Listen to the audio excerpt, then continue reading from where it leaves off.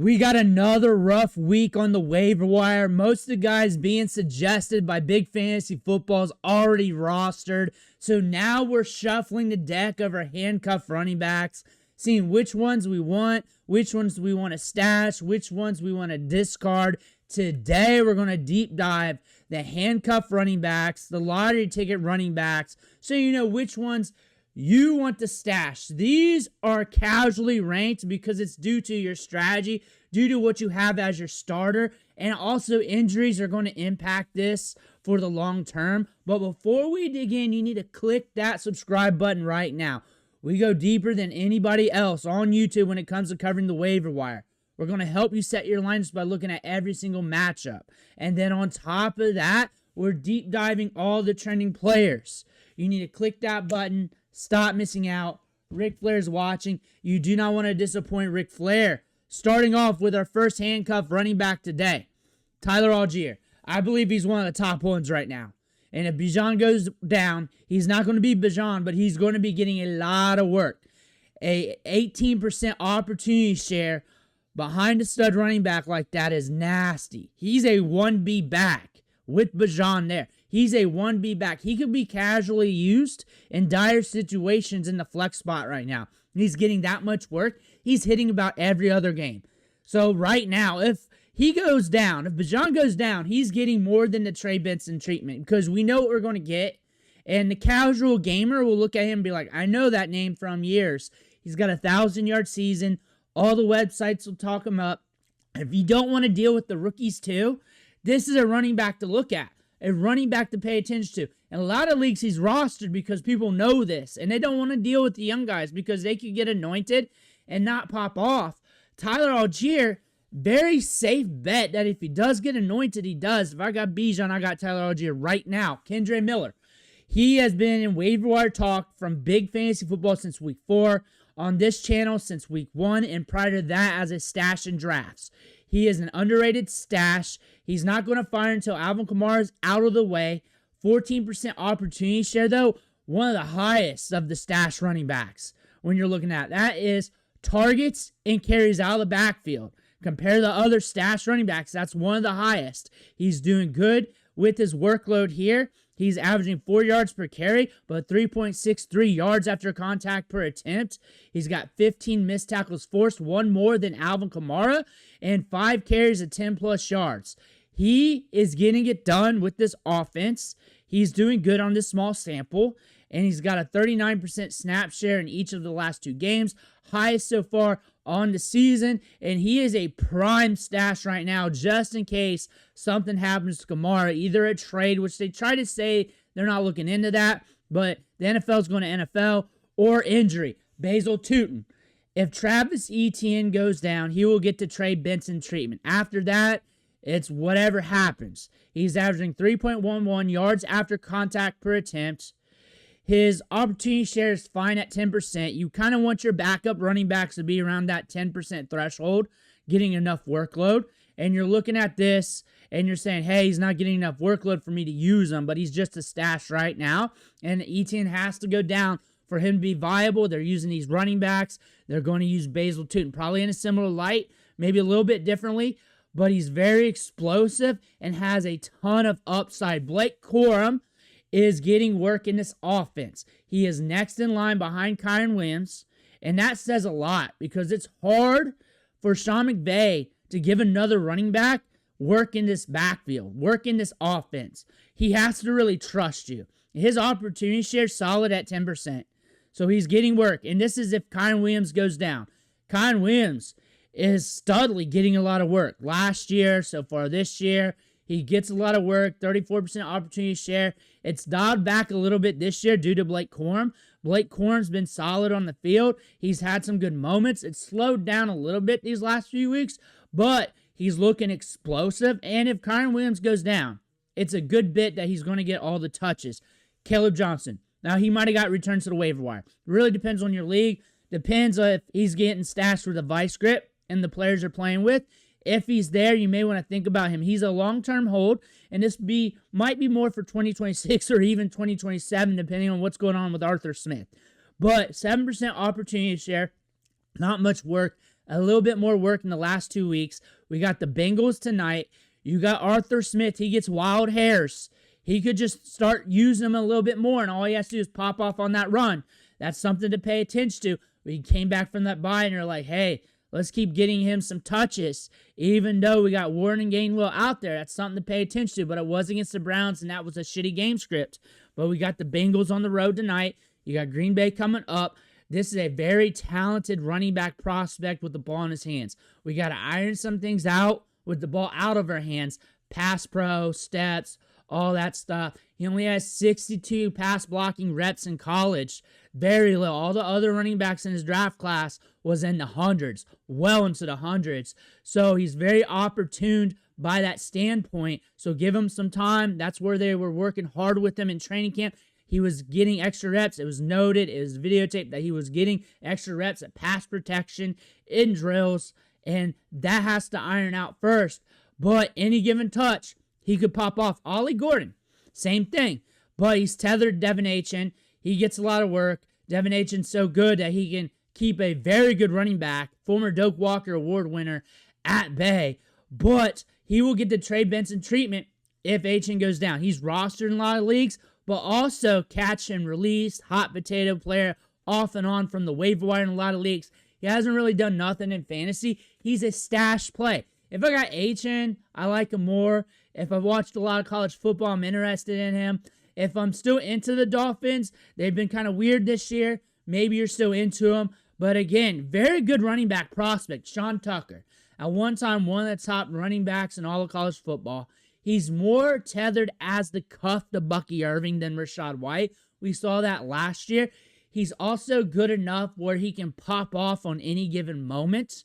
If I got White, I'm probably going to have Tucker as a stash right now because I do not want to fight on the waiver wire again if I got the spots.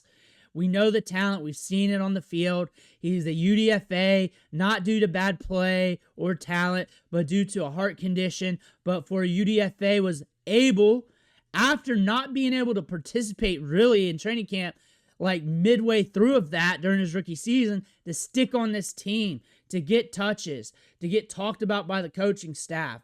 That's saying things are trending to a good light. They just keep bringing in and cashing out on running backs here. Bucky and Rachaad White at good values. Sean Tucker, you're just going to have to wait for that moment, just like anybody else that we're looking at. 6% opportunity share on the season. Last few games, we've had 9 carries, but still you're just waiting for that moment. Ray Davis, you're just waiting for that moment. His opportunity share is at 5. Ty Johnson, not pictured. Also, you want to look at him because if Cook goes down, everybody's going to be flocking to those 2 running backs. Ray Davis, you're going to have to spend the most fab on, but also more likely to hit it long term. Ty Johnson could outscore him on random games because he's very explosive and used in the passing game.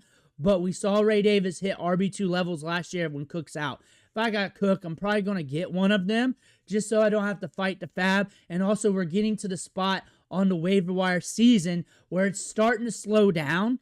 The wide receivers ain't going to pop off. It's going to be the same recycled names. And now we're just waiting for running backs to get anointed after injury. Manny Wilson.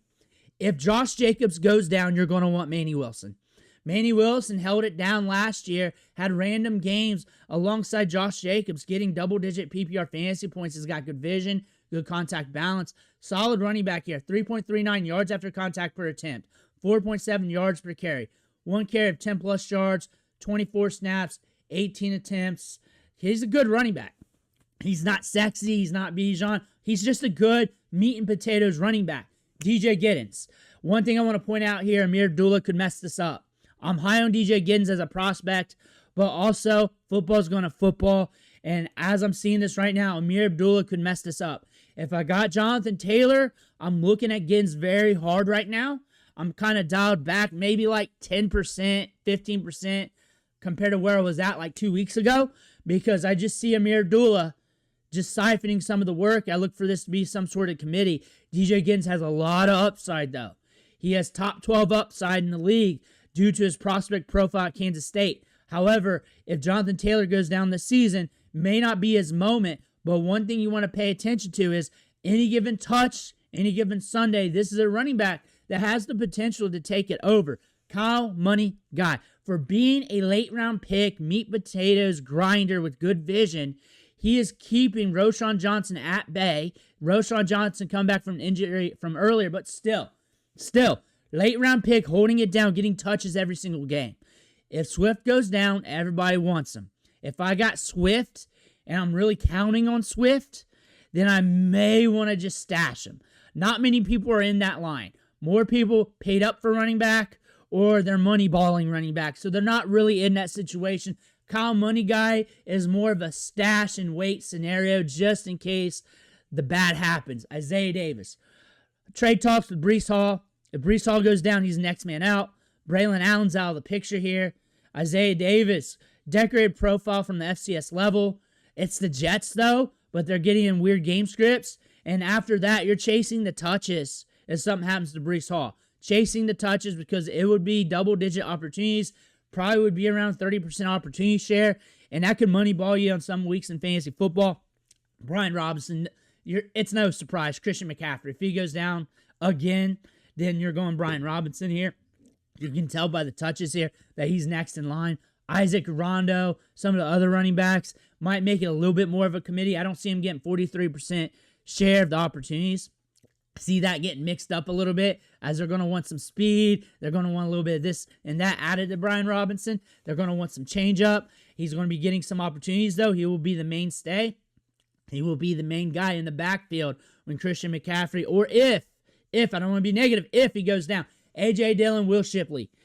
If Saquon Barkley goes down, you just pick up one of these guys and close your eyes. I think A.J. Dillon will get the work, will get the opportunity, will be grinding more between the tackles, more likely to get that touchdown from game to game to game. Will Shipley has the potential, athleticism, the chops in the passing game to pop off and would be cheaper on the fab. The fab run would go to A.J. Dillon if you want to strategize it that way. So you may want to just stash Dillon so you don't want to have that fab run. Zavier Scott. This is short term because it ain't going to be for long because Aaron Jones is going to be back soon, but he's getting work in the passing game. He's getting some opportunities. Come back from bye week. Rough matchup coming back. But if you're looking for touches, money ball, 18-team league, 20-team league, DFS, whatever, you may want to look at him as a random dart throw. Huddle running backs. This stage, we are looking at running backs that need extra dominoes to fall. Their situation's kind of weird. We're looking at them, depending on your league format, what you want to do. Because I'm not telling you what to do with this. I'm just talking about these players, giving you some of their facts, and allowing that to digest in your system here. And then you figure out what you want to do with your team. That's the best way to help you guys, because it'd be very narcissistic of me to just say, hey, get 1, 2, 3 here, when obviously football's going to football. Brashard Smith, we've been watching him, and he needs another You Need video, because I promised you guys I'd at least do one every other week on him, so you guys get updates on his advanced metrics on when to strike. It's really not time to strike hard. It's a good time just to hodl if you can hold it, because our workload isn't insane, but there are just weird little triggers in the numbers here. Like we get a 9% snap rate, but 4 targets. Like when he's out on the field, they want to use him. 9% snap rate, 3 targets. 26% snap rate, that's when everybody, big fantasy football was all in. We've been watching him this whole time because we know the impact of a jigsaw piece in this offense from Jerick McKinnon, and we knew what to look for and what to watch. We want to watch multiple games of the routes trending up, snap share trending up, and watch how he's being implemented, because there's a lot of pieces in this offense. He is starting to see an increase here. You just see it in the targets, 4, 3, and 4 over the last 3 weeks. It's going to be ramping up slow, and it might be more for next year. But that's what hodl pieces are. That's what they are. Hodl pieces are not guarantees. Isaiah Pacheco, Kareem Hunt, statistically, like, they're not getting better, but they're getting better. Like, they're not great. They're not great. Also, one of them can get banged up. They're going to anoint him or make a trade. Once we get out, trade deadline season, they're going to be stuck with this. If one goes down, it's Brashard Smith up. And that could be just value and trade him because he's a hot name right now. And everybody's looking at him. Jaydon Blue is a hodl piece. We need dominoes to fall. We need him to get used in the passing game. He's a player that got a lot of hype out of high school and never lived up with it. At Texas, got a lot of hype after the draft. May never live up to it. Got banged up in training camp, had a very good training camp, but all the running backs had a good training camp. All of them. Miles Sanders, Phil Maffa. Phil Maffa, if he comes back, you may want to look at him as a stash. He's good between the tackles. What we like about him is 4.3 speed, able to catch the ball downfield, could be a lightning rod. Javonte Williams going down. He's next man up right now when you look at the depth chart unless they make a deal. MarShawn Lloyd, he can go to your IR spot right now. Like, he's the safest play right now because he's just an IR sit. And you can just pick somebody else up. You can just literally drop a guy, drop your stash, pick him up, move him over, pick up another stash. Who to drop? If you got 2 quarterbacks, drop one. 2 tight ends, drop one. Your lottery ticket running back, and you feel a little queasy about them, you're not using them, you don't care that much, drop them, do it, pick up another stash, or get that stash back next week. But he's a free spot on your roster right now. He hasn't proven if he's bad for the NFL, fantasy, or the Packers. Hasn't proved he's good for the NFL, fantasy, or the Packers. He's been banged up so much. He is very explosive, has a good profile from USC. Tahj Brooks here. He's in the same boat as Chase Brown when he was at this stage of his career. We're just waiting for his moments. This offense is going to get Joe Burrow back. Joe Flacco looks like he's starting to light some coals here. So we might get some movement here on the offense. So you're really waiting for injuries and changes for this offense, maybe back in the season. If they start taking more L's, they may have to switch some stuff up. Huddle back. Keaton Mitchell is a lightning rod type of running back. He's a Will Fuller running back. He is a Jameson Williams running back where if he gets opportunity, and he doesn't need much of it. Like, of course, everybody's going to blow the fab on Justice Hill, and rightfully so, and that's an easy call out. But Keaton Mitchell, 1 or 2 touches a game, he can get you 12 fantasy points. It's an experience, but he can give you a lot of 3s, 4s, 5s, bam, 22. 3, 4, 5, bam, 22.